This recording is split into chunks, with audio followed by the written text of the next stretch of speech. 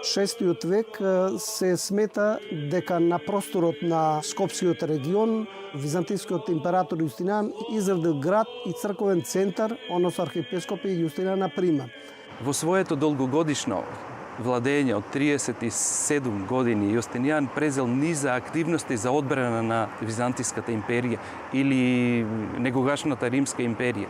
Иако неговото седиште било во Константинопол, сепак тој направил низа активности за да може да ја обнови таа некогашна слава на Римската империја. Во неговата градителска дејност, освен градбите, тврдините и црквите што ги подигнал, што ги изградил во рамките на својата империја, тој го возобновил и своето родно место, Тауресиум, за кој предпоставуваме дека е денешниот Таур во близина на Скопје, и во негова близина изградил голем град, нарекувајќи го според своето име Јустинијана I. Резултатите од досегашните истражувања зборуваат дека на ова место и текако постоела античка организирана населба. Мораме да овој град да го бареме во неговата околина, односно во околината на неговото родно место. Неколкуте локации што пружаат можност да го лоцираме овој град на овој простор, секако се Дабина кула кај местото Чучер, Марково крувче во непосредна близина на Скопје и секако Скопската тврдина, иако на самата Скопска тврдина не е откријан некои поголеми значајни археолошки откритија од времето на Јустинијан, но сепак предпоставуваме дека можеби долниот град, така наречен долниот град, на кој сега се простира старата Скопска чаршија, би можело да биде местото каде што го бараме.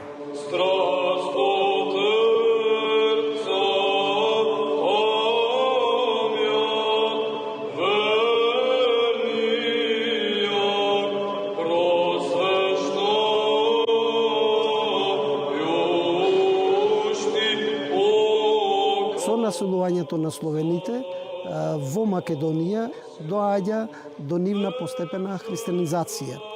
Градот Скопје, односно населбата на градот Скопје кој што го добива тоа име, влегува во состав на македонското кнежество под името Берзитија во времето на кнезот Акамир, тоа е кон крајот на 8 век.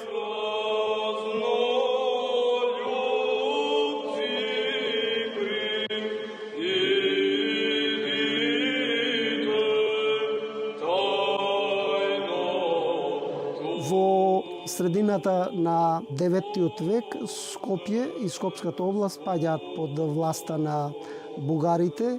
Меѓутоа, во 969 година, по познатото востание на комитополите, предводено од браќата Давид, Арон, Самуил и Мојсей, Скопје веднаш во почетокот на востанието влегува во составот на слободната територија. Најамбициозен од македонските комитополи испаднал Самуил, кој што во 986 година, откако го отстранил својот брат Арон, поради неговата поврзаност со византијците и настојување да го пригрби престолот, бил убиен од Самуил и почнува самостојното владење на Самуил од 987 година. Како постепено јакне државата на царот Самуил, воено-стратегиското значење на Скопје добива во поголема тежина. Првата населба, таква каква што ние ја знаеме на Скопското кале, као град, као утврден средновековен град, се јавува некаде во текот на 10 век, може би при крајот на 10 век, или може да се поврзи, може би уште поточно ако се поврзи со активностите на Самуил на овој простор. За време на освојањата кон исток против византиската армија на Василий II во 986 година, во градот Скопје се наоѓала голема аргија која што ја штитела позадината на македонскиот цар Самуил, и по победата над византиците во 986 година од Скопје тргнуваат војските на запад кон Далмација, кон Србија и кон Унгарија. Затоа што просторот бил не никнат од претходна некоја земјоделска, селска населба со логичен развиток некаков од на едно селско живење, па да стигнеме до простор кој ќе биде заграден со градски бедеми и во кој што ќе се организира градски живот, туку наеднаш е организиран прв плански просторот бил плански граден одеднаш во тој период.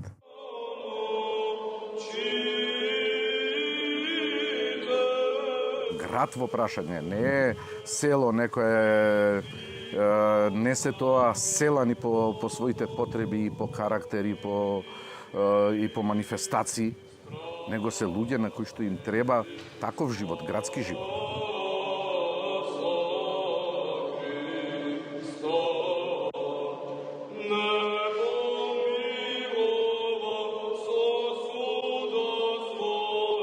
Ценејќи го таквото стратегиско значење, византискиот цар Василий II решил да навлезе во длабочината на Македонското царство и да го нападне градот Скопје.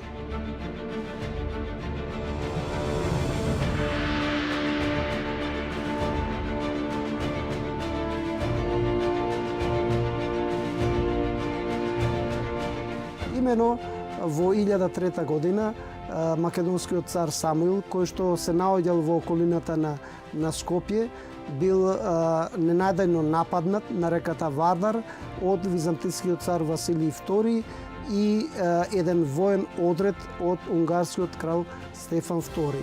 Царот Самуил крај Скопје претрпел тежок пораз, но тоа не значело и конечно освојување на градот Скопје. Градот Скопје краткотрајно бил под византиска власт, но подоцна македонците повторно го повратиле.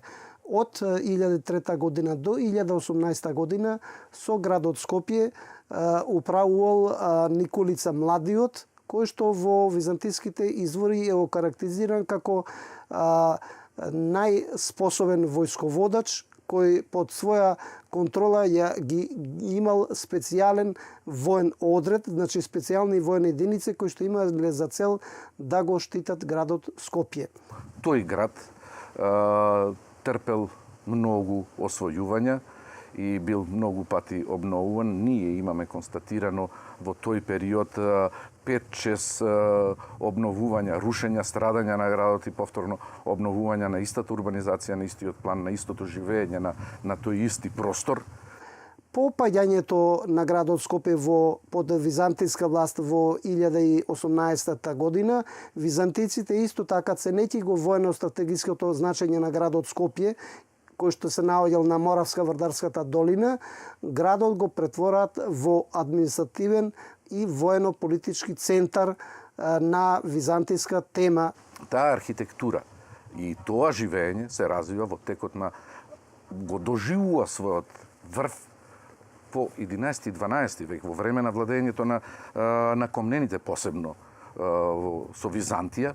Целта на ваквото постување на воен стратег во градот Скопје била за византиските војски во најкраток временски рок брзо да стигнат до дунавските граници и да ги спречат нападите на варварските племиња или другите непријатели.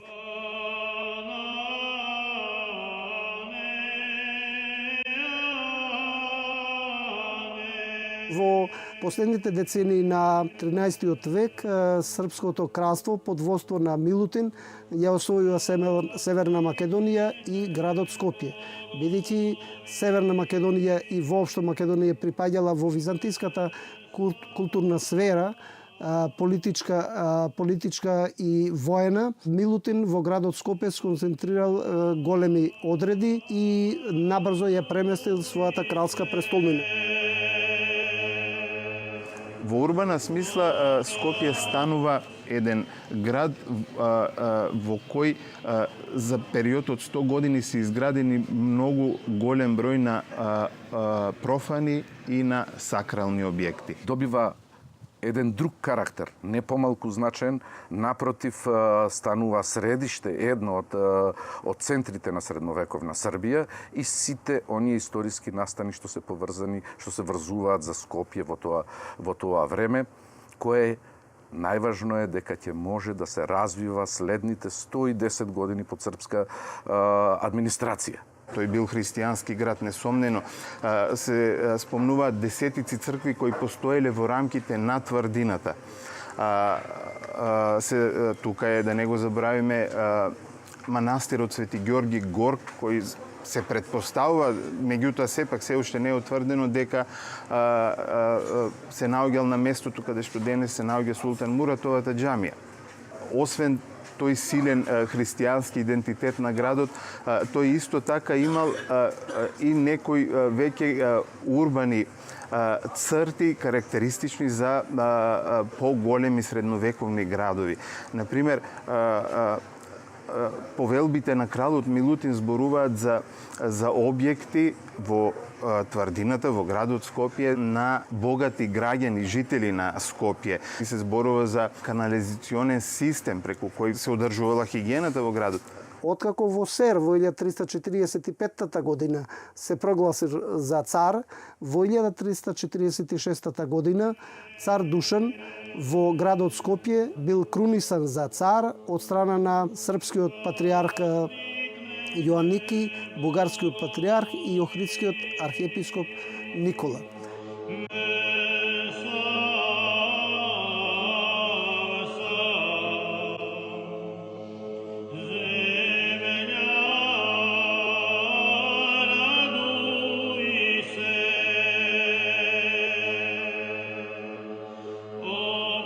Во времето на Волкашин се градат многу манастири во Скопската област. Скопје станува покрај политички центар на царот Душан, станува културен центар. Тука се собираат уметници, се градат манастири, се обновуваат манастири, се градат цркви.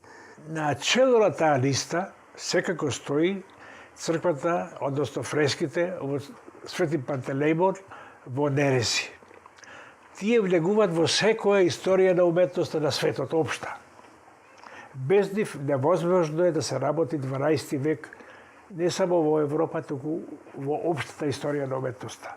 Заради тоа што емотивноста која се експонира преку страдањата на Христос, каде што Богот Господ станува човек. На тој начин што се изразуваат многу деликатни, емотивни изблици.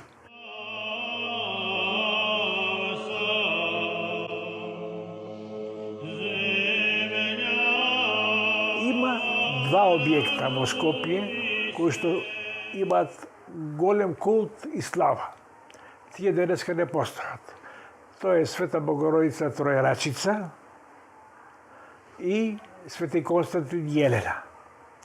Тие се срушени во 15 век во време на османиското владење.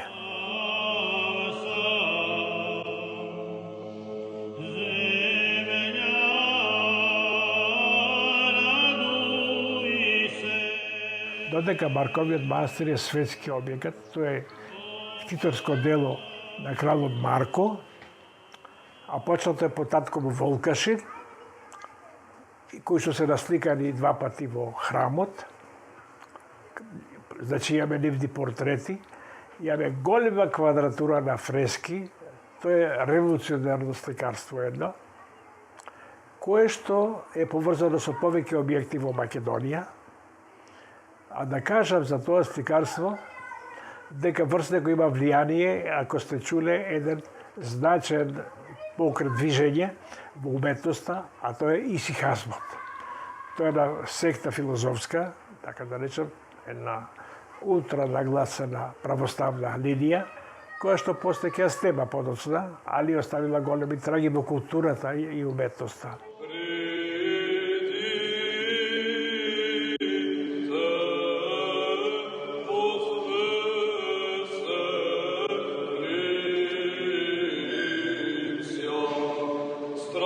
Скопје има чест, така да речем, да биде во исто време татковина на еден значаен храм, тој е Свети Андреја на Матка.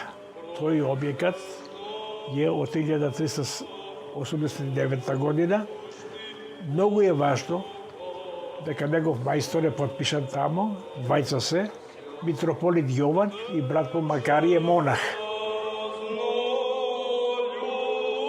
Во сите овие објекти што ги спомнав, се насликани нашите словенски првоучители, пред све, мислам на Свети Климент Охридски, меѓу фигурите, и во Марков манастир, и во Свети Никита, и во Андреаш, Свети Андреја се вика и Андреаш, бидејќи Скопје е митрополитски град, тоа е седиште на митрополија. Тоа е голема чест за тој град, за нашиот град. Тамо се зида и се зографира и во текот на турското владење.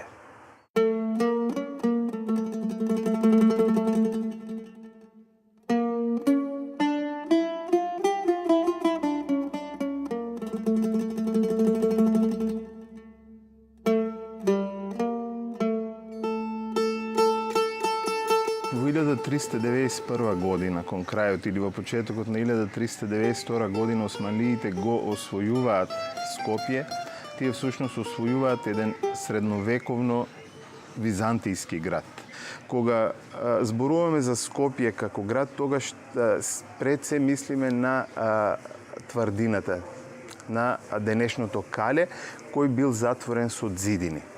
И тоа е градот Скопје во времето кога доаѓаат османлиите. Исто така постои под град. Има археолозите за време на искупувањата на некои истражувања во чаршијата Скопска откриваат зидини во линијата на црквата Свети Спас. Кога Скопје паѓа под турска власт 1392 година, он е само срушен. Тоа што ни го кажува археологијата и слоевите од тоа време се преполни со наоди, сведоци за такви бурни настани кои зборуваат за силно рушење на градот, но продолжиле да се употребуваат старите структури од стариот град со доправки, преправки, доградби, нови градежни фази, но на старата урбанизација.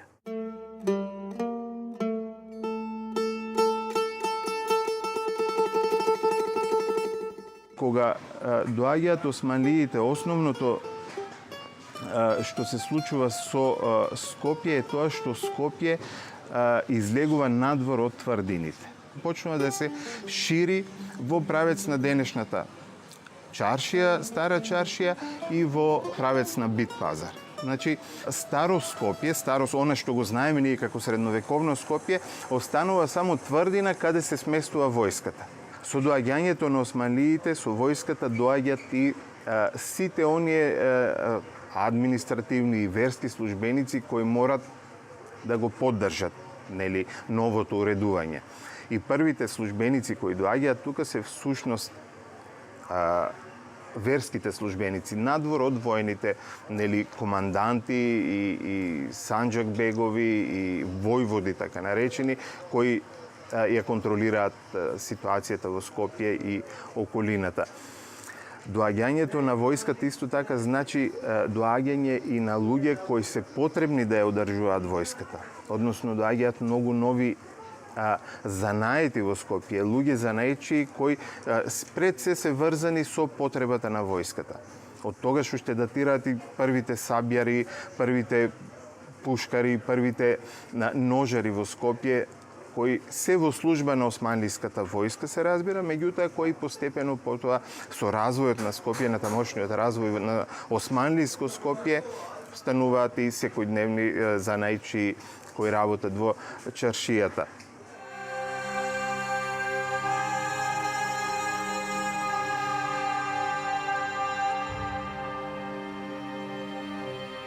Со влегувањето на Македонија во конкретно 14 век во рамките на Османлиската империја, таа неминовно станала и составен дел на османлискиот монетарен систем. Така што во Македонија од самиот почеток започнале да се употребуваат османлиски пари. Со тоа се појавила потреба да се отворат и монетоковачници во неколку македонски градови. Скопската монетоковачница започнала да работи во 1471 година.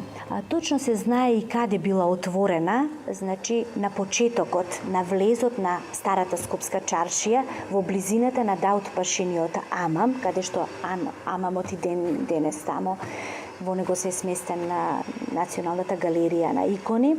Тоа тука било вакавско место, значи постоел Амам и монетоковачница за пари. Веднаш после освојувањето на Скопје од страна на Паша Игит Бек, тој го гради и првиот исламски храм во Скопје, односно Паша Игит Беговата џамија, која се наоѓала на просторот на денешното, односно поранешното кино Напредок во Скопје. И тој е првиот исламски објект кој никнува во веќе османлиско Скопје. Се разбира, во османлиските извори невозможно е да се најдат податоци за тоа што се случува со црквите. Ниту еден извор не дава информации за тоа што се случува во црквите. Очигледно големиот број цркви исчезнале. И на нивно место доаѓаат голем број сакрални и профани османлиски, односно исламски објекти. Тој судир кој се случил меѓу тие две култури, меѓу тие две вери,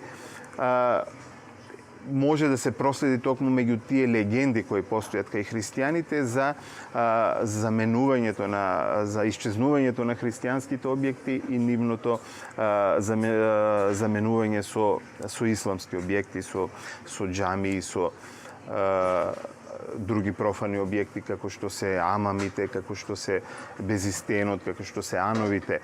Една од легендите, например, е за градењето на Даут Пашиниот Ама. Според легендите во кои веруваат христијаните, тој бил изграден на темели на црква. Меѓутоа, кога требало да биде пуштен во употреба амамот, од чешмите во амамот, наместо да потече вода, излегле змии, почнале да излегуваат змии. И пашата, увидувајќи дека амамот е изграден на свето место, на христијанско свето место, дал дозвола наспроти амамот да биде изградена црква и според легендата христијаните, нели, таа денешната црква Свети Димитрија датира од тогаш, односно од почетокот од 15-тиот век кога е изграден Даут Пашиниот Ама.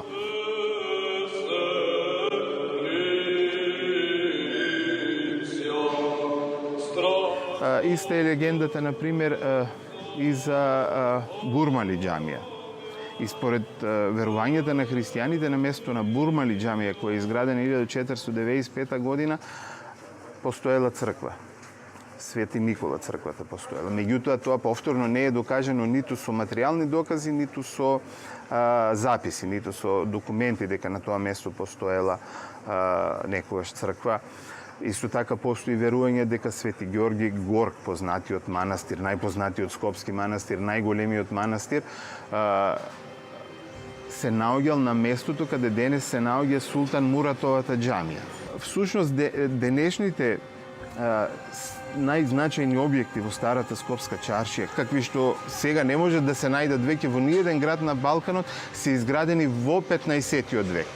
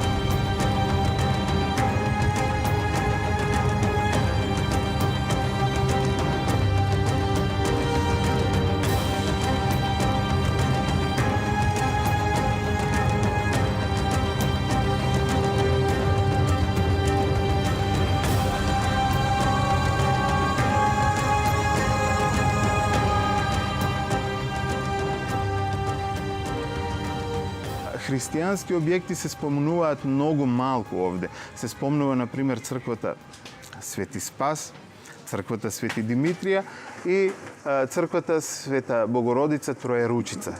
Тоа се три објекти кои ги задоволувале потребите на христијаните во градот. Куршумлијан, кој е изграден во 17 век, се предпоставува дека е изграден на темели на објект кој постоел во средновековно Скопје во 14 век, односно се предпоставува дека тоа било касарна на српската војска. Дури постои легенда дека Куршумлијан бил поврзан со подземен тунел со Калето.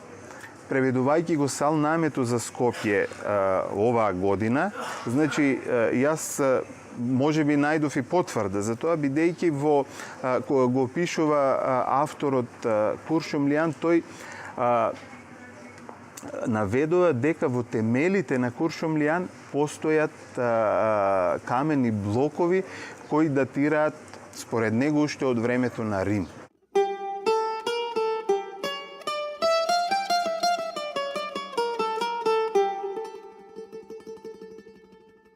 Камениот мост, кој е исто така османлиска градба, недвојбено османлиски архитектонски објект, е изграден на место каде постоели претходно премин, односно постоел мост. Може би не со таков размер од таква големина, меѓутоа не верувам средновековно Скопје да немало премин кој водел преку Вардар од другата страна и дека тоа е градба која ја направиле, оригинална градба која ја направиле османлиите. Во времето на Скендербеговото востание, значи 1443-1468 година, кога османлиите долго време се мачат да го покорат Скендербек и да албанската територија да ја освојат, Скопје било базата од каде тргнувале походите против Скендербек и походите на север кон Босна и Србија. Значи Скопје е главната војна база од каде се вршат освојувањата на север и на запад. И една од причините сигурно за градењето на мостот е тоа префарлувањето на војската од другата страна на Вардар, затоа што Мехмет Фатих, нивниот еден од најголемите султани кои го освојува Скопје, самиот лично учествува во походи против Скендербек. И познато е дека тој има овде своја ливница на топови. Денешното мало Топана всушност е Топхане, арсенал, место на топовите.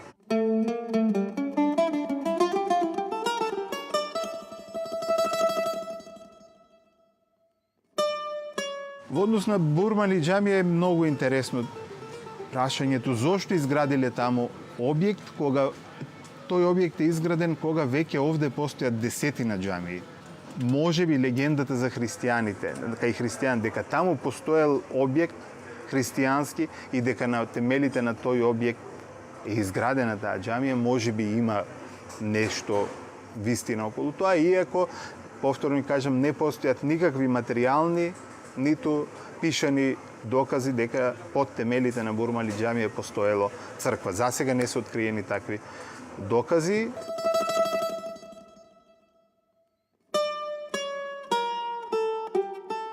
Апсолутно развојот на Скопската чаршија овдешна, која е главното јадро на Скопје, не е изум повторно само на османлиите. И во средниот век ова бил главниот економски простор каде се одвивала размената на производи меѓу жителите од селото и градските жители. Значи овде биле пазарите. Овде било средновековниот пазар на Скопје бил овде. И подоцна со доаѓањето на османлиите, тој простор само добива на размер, станува поголем, добива поинакви содржини и станува ориентално османска чаршија со сите карактеристики како што биле и чаршиите, не знам, во Багдад, како што Евлија Челебија ја споредува оваа чаршија со оние во Алеп или во Багдад. Значи, османлиите удриле еден силен печат врз средновековно Скопје, ја покриле старо Скопје, христијанското Скопје, целосно го замениле начинот на живење, донеле нови вредности овде, затоа што донеле и нова вера. Меѓутоа, длабоко во тие промени што тие ги носат, се инкорпорира и традицијата на населението кое овде живеело и вредностите кои тоа ги поседувало.